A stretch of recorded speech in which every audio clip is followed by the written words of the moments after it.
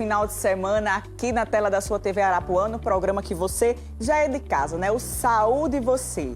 Olha, gente, vamos conversar hoje sobre um assunto bem interessante. Como os casais estão lidando com a situação entre si na pandemia. Hoje, Dia dos Namorados, a gente conversa com a psicóloga Maria Josenilda, que vai falar sobre como manter um relacionamento saudável para driblar os problemas, quando o casal principalmente trabalha junto, tá certo? E a gente vai ver também como a importância da cãoterapia pode fazer a diferença na vida de muitos pacientes. Fica com a gente que o programa Saúde Você está no ar.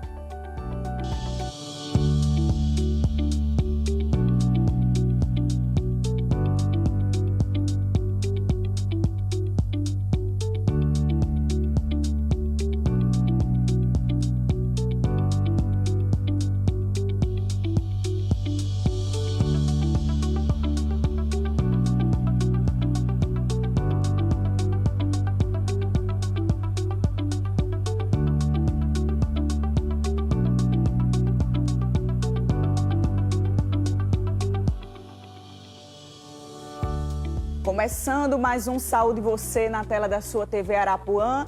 E hoje o assunto é bem delicado, tá certo? Dia dos Namorados, na alegria, na doença, na saúde e, por que não, no trabalho? Pois é, muitos casais nessa época de pandemia costumavam e costumam fazer tudo muito junto. É o caso do casal Ives e Alana, que a gente vai conhecer a partir de agora, que estão juntos há 16 anos. E essa cumplicidade também se estende na questão do trabalho. Eles enviaram um vídeo explicando como está funcionando essa parceria. Acompanhe. Para a gente se adaptar nessa pandemia não foi tão complicado, porque a gente sempre teve o costume de trabalhar juntos.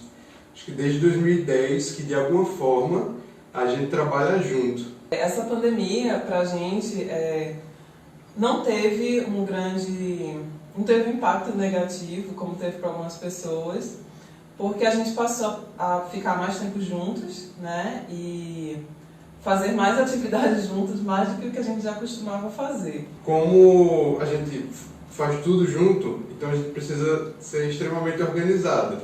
Então a gente tem horário para tudo, inclusive para poder ter essa diferenciação. Tipo, agora a gente é colega de trabalho, agora a gente está trabalhando e agora nós somos marido e mulher. Então a gente tem que ter essa organização no dia a dia, de agora, tal hora a gente vai trabalhar, tal hora a gente vai sair, tal hora a gente vai ficar junto, para a gente poder não saturar, porque senão você acaba trabalhando 24 horas por dia. Eu acho que seria prejudicial para o relacionamento. É muito difícil a gente discutir ou brigar, mas é claro que isso às vezes acontece.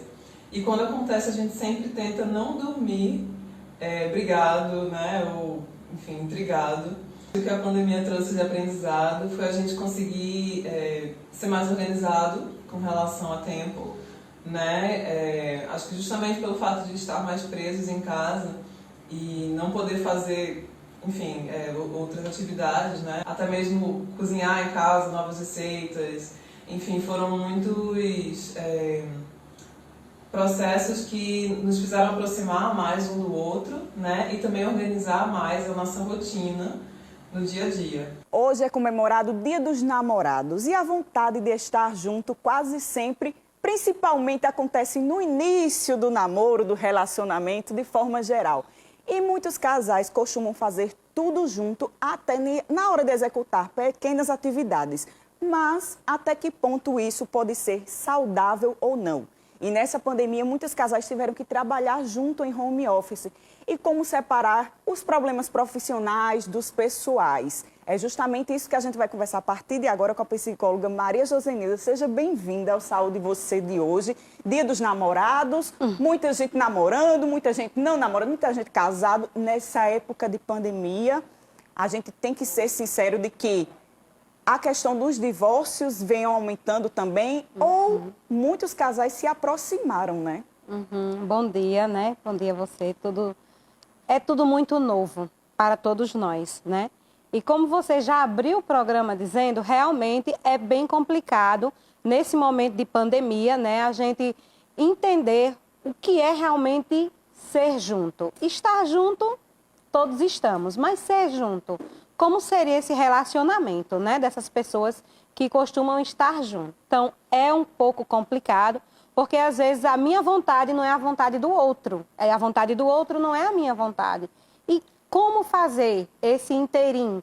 Como fazer essa ponderação? Como entender o que o outro quer? É realmente o que é para ser? É bom ou não é? Ou deveria ser algo que viesse contrair, né, coisas que realmente, aspectos que fosse fazer o outro feliz. Então, nessa pandemia, realmente está sendo bastante complicado para que haja realmente essa cumplicidade. E aí a gente está relacionando essa questão do Dia dos Namorados, porque justamente isso, nessa época de pandemia, muitos casais começaram a trabalhar mais juntos, começaram, querendo ou não, conviver mais juntos. Eu conheço casos que foram morar juntos, literalmente, para estar mais juntos, ou terminaram o relacionamento. E aí a questão do relacionamento em si, duas cabeças, dois mundos diferentes, o que para mim é, para o outro pode não ser, e aí tem que ser muito bem dosado, né? Exato. Então, veja só, o que é que acontece? A partir do momento que você está em um relacionamento, cada um tem a sua individualidade e particularidade. A partir do momento que houve essa pandemia, que se juntaram mais em casa, então, assim, as coisas começaram a desandar. Por que começaram a desandar? Os conflitos, o que antes o marido deixava a toalha em cima, ou o companheiro em cima da cama, e a mulher, né, ia embora trabalhar, e a mulher ficava em casa para justamente colocar aquela toalha na varanda e tudo mais.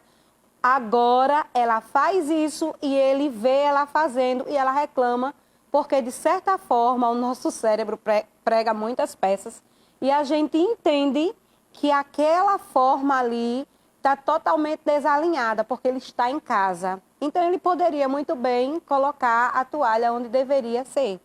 Então, infelizmente ou felizmente, né, esse momento novo que estamos vivenciando acaba causando desconfortos e conflitos pelas mínimas coisas. É uma xícara que está, de repente eu tomo café e deixo a xícara lá e o esposo não gosta, ou vice-versa. É um biscoito que eu como e deixo lá, né, aquelas migalhinhas jogadas lá e não junto essas migalhinhas.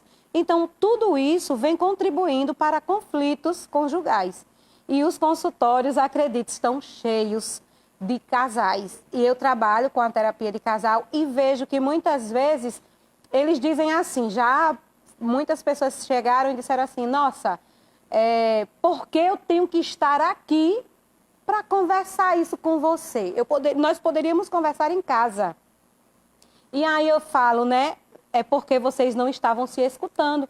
Vocês precisavam estar aqui para que existisse uma pessoa que dissesse assim, um fala, o outro cala. Para escutar o que o outro está dizendo, para alinhar essa fala e para chegarem a um objetivo comum. E está sendo muito aprendizado para muitos casais, né? E aí, quando se trata na questão do trabalho, muita gente começou a trabalhar realmente home office, e muitos casais trabalham juntos. Como não deixar, por exemplo, que a área profissional afete a vida do casal?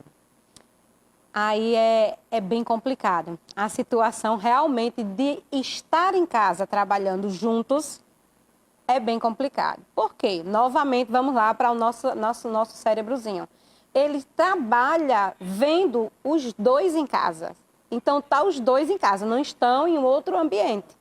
Então, se eu posso fazer, ele também pode. Por que não faz? Né? E aí, o que se vê muito são conflitos, justamente, né? Eu estou em casa, então eu trabalho mais do que você. Não, você trabalha mais do que eu. Não, o meu trabalho é mais complicado. Não, o meu é mais complicado. Então, é uma briga de forças para dizer quem trabalha mais e qual trabalho mais pesado, né? Então, isso acaba gerando realmente um desatento e um descontentamento de ambas as partes.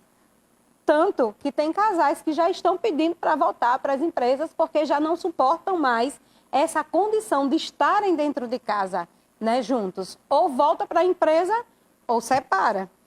Porque realmente fica um conflito existencial de seres, de pessoas que querem dizer, e principalmente se uma dessas pessoas tiver desenvolvido aí o nazismo, né, ou ou então até outra patologia, que ele tem a síndrome do coitadinho, né? Que aí é quando ele se vitimiza muito. Ah, mas o meu é mais pesado, mas o meu eu tenho que dar atenção. Eles não conseguem alinhar que todos são importantes e que eles podem se ajudar um com o outro. E quando isso não acontece, é quando acontecem os rompimentos. Exatamente. E aí, a gente escuta muito a mídia pregando uma palavra, relacionamento saudável, relacionamento tóxico. Como é que a gente pode considerar, até para quem está em casa, ouvir falar mais, conhecer mais a palavra, o termo relacionamento saudável? Até que ponto o relacionamento pode ser saudável e pode se tornar tóxico? Olha, a primeira coisa que a gente deve entender é que esse relacionamento ele tem que ter respeito. Um relacionamento que eu respeito o meu parceiro e o parceiro me respeita, ele vai caminhar certinho, ele vai caminhar correto, ele vai caminhar para o mesmo objetivo.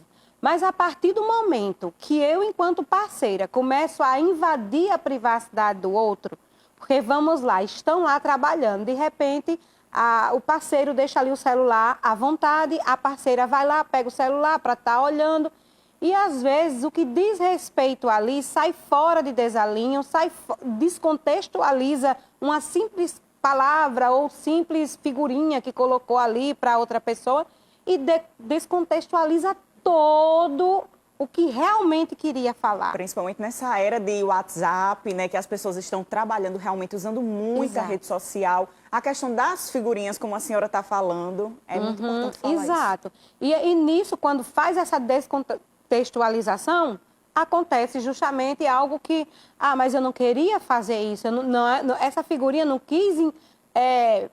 eu não quis mandar com a mesma interpretação que você está fazendo.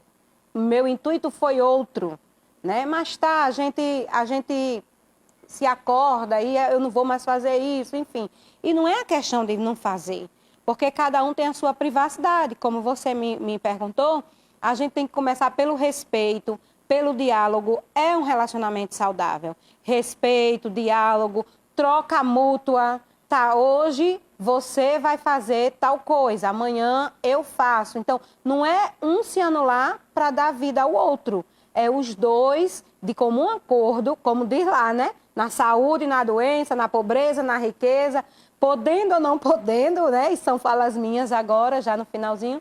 E aí é você se alinhar com a pessoa, é você entender o que a pessoa pode fazer que não vai ferir a sua integridade, a sua personalidade. Então, faz-se necessário a gente entender um ao outro, ser uma via de mão dupla. Ponderar a questão da ansiedade, da exaustão, do estresse. A parceira está em estresse, não está falando, então deixa ela falar à vontade, depois que ela terminar de falar, se faça ouvir. Se você não conseguir isso de imediato, deixa passar 1 dia, 2 dias, escreve para não esquecer, porque é muito importante a gente não jogar o conflito para debaixo do tapete e sim resolver aquilo ali. Porque se a gente vai jogando, daqui a pouco o conflito se torna uma montanha de sujeira, literalmente, não é? E aí, quando vai lavar essa roupa suja ou quando vai varrer esse daí para fora do tapete, já está em desalinho, já está no final, já não se entende mais, já não se respeita, já não tem o equilíbrio emocional. Então, para que ficar junto? Se estou causando infelicidade e desconforto no outro.